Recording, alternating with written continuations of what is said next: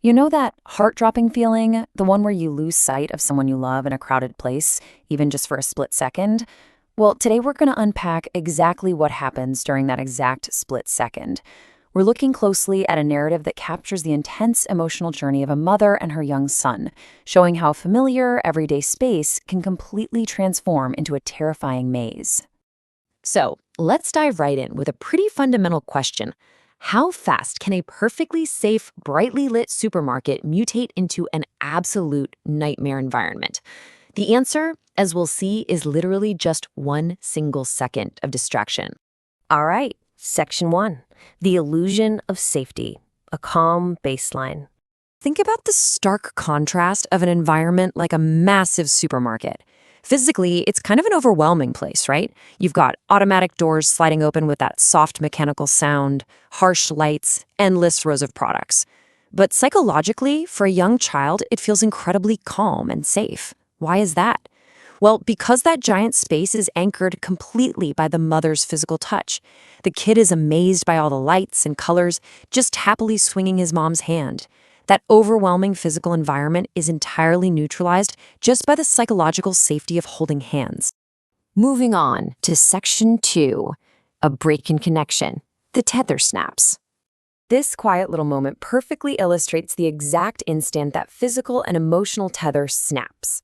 The mother's focus naturally shifts to examining some products on the shelf. The source notes, she gently pulls her hand away without looking down. And in that silent, incredibly mundane action, the anchor is dropped. You can instantly see the child's smile fade. The crucial takeaway here is that the catalyst for the terror that follows is just a mutual, momentary, totally silent distraction. The child lingers behind, briefly captivated by something colorful on a shelf.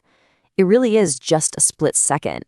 But when he turns back, his mother is gone, and he absolutely freezes. Which brings us to Section 3, descent into the labyrinth. The environment warps. Let's actually track how rapidly this panic escalates.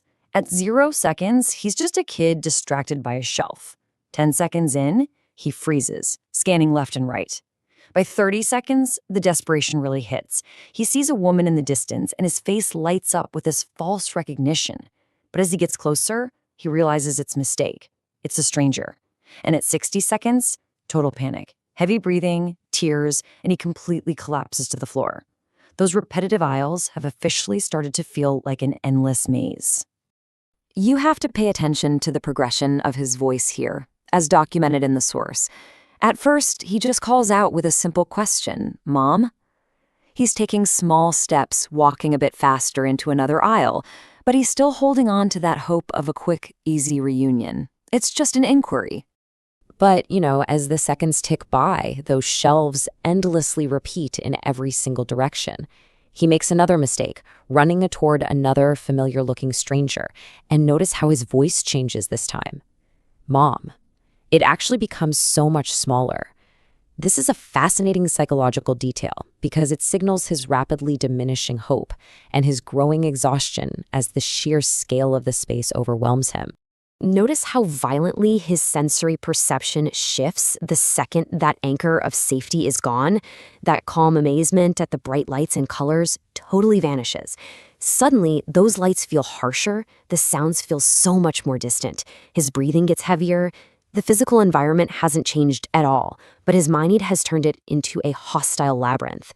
He ultimately lowers himself to the floor crying, feeling completely isolated, like he's trapped under a single spotlight. Now let's look at Section 4, the frantic search, parallel descent. While the child is breaking down, the mother's own panic is setting in through a terrifying realization process. First, she places an item in her basket and just pauses, sensing that something feels wrong. Then her expression completely changes as she checks beside and behind her. He's not there. Finally, her pacing turns into this desperate run as the horrifying question really hits her. Where is he? What's super fascinating here is how her physical reaction perfectly mirrors her child's experience. Her breathing quickens abruptly. Her grip tightens on the basket until it literally slips right out of her hands. She calls out his name into the void with zero response. Just like the boy, This previously calm, everyday space instantly becomes overwhelming. Both of them are now physically running and psychologically overwhelmed by the exact same familiar space. This leads us to Section 5, Reunion and Lingering Vulnerability, a Lasting Imprint. She turns a corner and finally sees him. Small, alone, and crying. The source tells us there's this split second where she stops, and you see profound relief completely flood her face before she runs toward him. They meet in the middle, wrapping their arms around each other so tightly, neither willing to let go.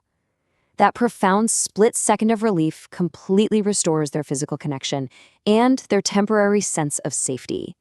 The maze is broken. But the narrative actually leaves us with kind of a haunting cycle.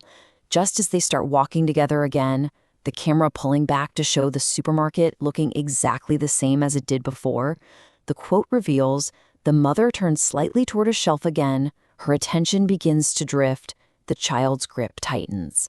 Despite the intense trauma they literally just experienced, the fragility of that supervision instantly returns because her attention inevitably wanders again. This entire sequence really highlights the intense vulnerability a child experiences in a massive public space, and just how delicate that tether of safety truly is. So, I want to leave you with this provocative thought to ponder. If a nightmare can begin in a single second of distraction, are we ever truly safe from the fragility of our own attention? Thank you so much for joining me for this explainer.